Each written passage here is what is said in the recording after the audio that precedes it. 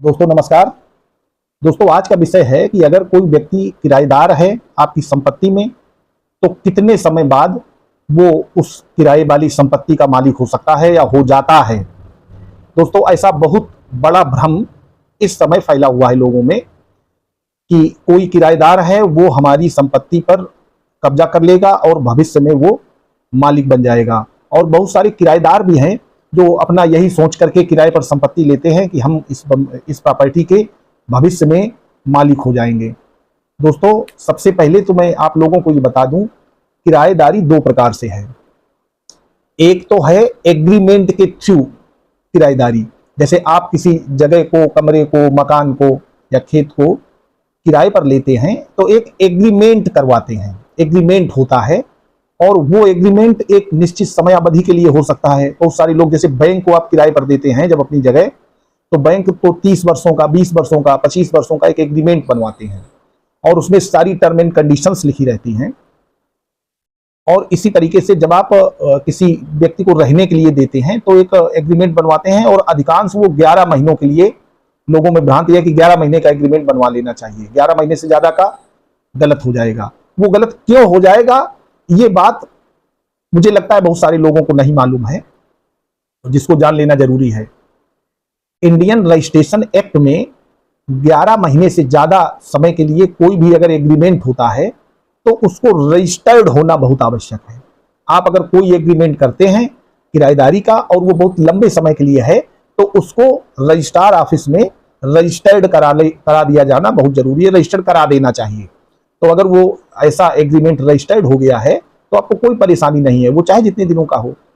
और आप जब रिटर्न में एग्रीमेंट करके किराएदार कोई लाते हैं अपनी प्रॉपर्टी पर, तो वो किराएदार कभी भी उस संपत्ति का मालिक नहीं हो सकता।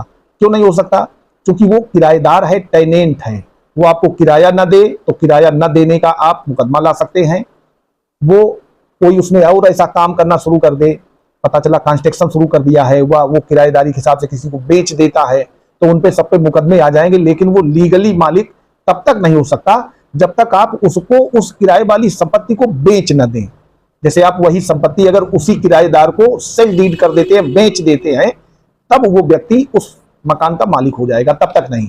लेकिन दोस्तों अगर आपने मौखिक किसी को किराए पर रख लिया है, जैसे मान लेते हैं आपका कोई दोस्त है, उसने कहा कि हमें किराए पर जगह चाहिए, कमरा चाहिए या मकान चाहिए, आपकी जगह वो खाली पड़ी थी, आपको लगा, चूंकि व्यक्ति की दो प्रकार से आय होती है, एक तो वो खुद मेहनत करके कमाता है, दूसरा उसने मेहनत करके कमाया, उस पैसे को कहीं इन्वेस्ट किया तो उससे आय होती है, माने उसको किराया मिलता है।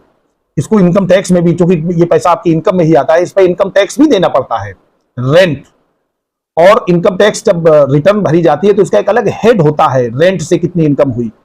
तो अगर आपने अपने किसी मित्र को, दोस्त को या किसी भी व्यक्ति को कोई ऐसी जगह अपनी किराए पर दे दी है, उसका कोई एग्रीमेंट नहीं है, कहीं लिखा पढ़ी में आपके पास ये रिकॉर्ड नहीं है कि हमने इस व्यक्ति को ये जगह किराए पर दी है, तो आपको समस्याएं खड़ी हो सकती हैं। तो वो बाद में अपने कोई डॉक्यूमेंट बना सकता है, वो कह सकता है मैं एडवर्स पोजीशन में हूं, क्योंकि एडवर्स पोजीशन उसी समय शुरू हो जाता है जब आपकी प्रॉपर्टी पर कोई आपकी कंसेंट के बिना रह रहा है और आप उसको निकालने का प्रयास भी नहीं कर रहे हैं, और वो ऐसा प्रयास 12 वर्षों तक चला जाता है, तो वो पोजीशन एडवर्स हो जाता है और एडवर्स पोजीशन के आधार पर वो दावा ले आता है कि इस संपत्ति का मुझे मालिक घोषित कर दिया जाए।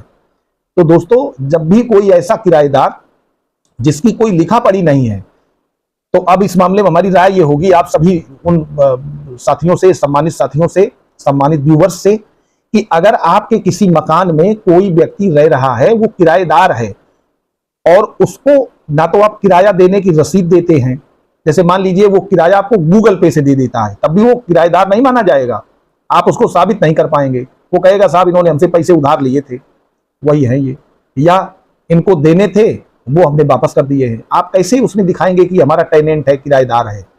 इसलिए आप अपने किराएदार को, किराए पर मकान उठाना कोई गलत बात नहीं है, भाई व्यक्ति को इनकम चाहिए, आपके पास प्रॉपर्टी है, उस प्रॉपर्टी से आपको कोई आय नहीं होगी तो क्या लाभ है?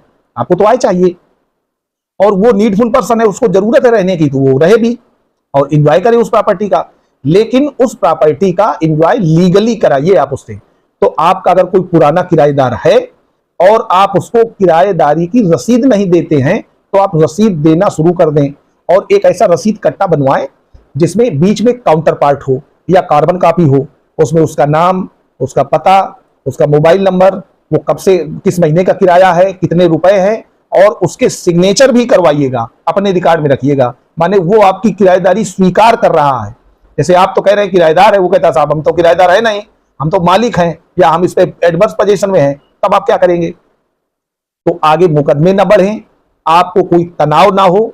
इसलिए मेरी राय है कि आप अपने किराएदार को किराएदारी की रसीद देना प्रारंभ करें। जब भी वो आपको पैसे दे तो आप उसको किराए की एक रसीद बना करके दें। कुछ ना हो तो एक अपने कागज पेन से आप ही लिख लीजिए कि फला फला को इतने रुपए इस महीने का ये किराया दे रहे हैं और ये मैं प्राप्त कर रहा हूं, और दोनों लोग अपने सिग्नेचर कर लो। एक कॉपी उसको दे दो, एक अपने पास रखो। तो ऐसी कंडीशन में कभी आपका किराएदार आपके विरुद्ध कोई ऐसा दावा नहीं कर पाएगा कि इस संपत्ति का स्वामी मैं हूं। और जब भी कभी उसका मूड बदलेगा, वो स्वामी बनना चाहेगा, तो आपको ये समस्या नहीं आएगी। उसको कोर्ट में लज्जित होना पड़ेगा, वो हार जाएगा। और अगर दोस्तों कोई आप एग्रीमेंट करा रहे हैं जो काफी लंबे समय के लिए हो रहा है, जैसे मान लेते हैं कि एक हमारे मित्र है मिलने वाले, उनसे किसी ने कहा कि हम 30 साल का एग्रीमेंट कराएंगे, यहाँ पेट्रोल पंप खोलेंगे। तो हमने कहा कि आप उनसे रजिस्ट्रेशन करा करके ही एग्रीमेंट करिए, माने जो भी आपकी टर्म एंड कंडीशन है उनको लिखवाइए और लिखवा करके उसको उचित स्टाम्प पेपर पर रजिस्ट्रार ऑफिस में रजिस्टर्ड करा दीजिए। तो वो हमेशा आपके टेनेंट ही रहेंगे, कभी उस संपत्ति के मालिक नहीं हो पाएंगे। आपके जो लीगल ईयर्स होंगे उनसे भी अगर कभी झगड़ा होगा तो मालिकाना हक नहीं होगा, क्योंकि वो आपका किराएदार रह जाएगा। और अगर कोई किसी छोटे मोटे व्यक्ति को किराए पर जगह देनी है तो आप चाहें तो 11 महीने का एग्रीमेंट कराएं, वो आपको रजिस्टर्ड नहीं कराना पड़ेगा। और अगर कोई कहता है कि मैं 2 साल या 3 साल रहूंगा, तो उस छोटे से एग्रीमेंट को भी रजिस्टर करा दीजिए। रजिस्ट्रार ऑफिस में जब रजिस्टर हो जाएगा तो आपका वो एग्रीमेंट फुली वैलिड रहेगा, कभी कोई समस्या नहीं आएगी, वो किराएदार का किराएदार ही रहेगा, कहीं कोई फर्जीफिकेशन के चांसेस नहीं होंगे। ये नहीं होगा कि साहब ये एग्रीमेंट फर्जी है और इस पर हमारे सिग्नेचर नहीं है, क्योंकि जब आप रजिस्ट्रेशन कराएंगे तो वो व्यक्ति भी रजिस्ट्रार ऑफिस जाएगा, उसकी वहां फोटो खींचेगी, उसका थंब इंप्रेशन आएगा। तो ये बहुत सारी चीजें होती हैं। 2 उसमें विटनेसेस होंगे, उनके भी थंब इंप्रेशन होंगे, माने सभी लोग रजिस्ट्रार ऑफिस गए थे, ऐसी परिकल्पना या ऐसा प्रोजम्पशन कोर्ट में किया जाएगा। तो साथियों, यही मान के चलें कि अगर आप लिखा पढ़ी में किसी को किराएदार बनाए हैं और उसकी कंसेंट आपके पास है, माने उसके सिग्नेचर आपके किराएदारी के एग्रीमेंट में है, वो 11 महीने से कम का है तो कोई समस्या नहीं है, इससे ऊपर का है तो रजिस्टर्ड है, या आप उसको किराए की रसीद देते हैं जिसमें उसके सिग्नेचर, वो स्वीकार कर रहा है कि इस जगह का मैं किराया दे रहा हूं, तो वो आपकी प्रॉपर्टी का कभी मालिक नहीं हो सकता। और जहां आप बर्बली किराएदार रखे हुए हैं, जिसको मौखिक आपने रख दिया है, वो रह रहा है और बहुत लॉन्ग पीरियड हो गया है, वहां मुकदमेबाजी के चांसेस बढ़ते हैं। वो धीरे से बिजली कनेक्शन करा लेगा, वो वहां दुकान खोलेगा, वहां अपना जीएसटी नंबर आएगा, उस जीएसटी नंबर पे सामान आएगा, वो सब रिकॉर्ड उसके जब वहां यूज होंगे, किराएदारी आप साबित नहीं कर पाएंगे, तब आपको समस्या होगी। तो दोस्तों, कोई भी किराएदार आप रखते हैं उसका एग्रीमेंट जरूर कराएं, और अगर बिना एग्रीमेंट का कोई किराएदार है तो उसको 2 रुपए की रसीद बनेगी, आप एक सादे कागज पे लिख के दीजिए और उसके सिग्नेचर करा लीजिए। आप अपने भी करिए, उसके भी करा लीजिए, वो रख लीजिए। जब भी वो किराएदारी से इनकार करेगा तो वही सिग्नेचर फिंगरप्रिंट एक्सपर्ट बता देगा ये किसके हैं, तो समस्या नहीं रहेगी। तो दोस्तों, अगर आप इस तरीके से लड़ाई झगड़े से बचना चाहते हैं तो ये प्रक्रिया अपनाएं, और इस वीडियो को अगर अच्छा लगा हो तो अपने दोस्तों को शेयर कर दें और अधिक से अधिक लाइक करें, और अगर चैनल पर नए हैं तो मेरे चैनल को सब्सक्राइब कर लें। धन्यवाद।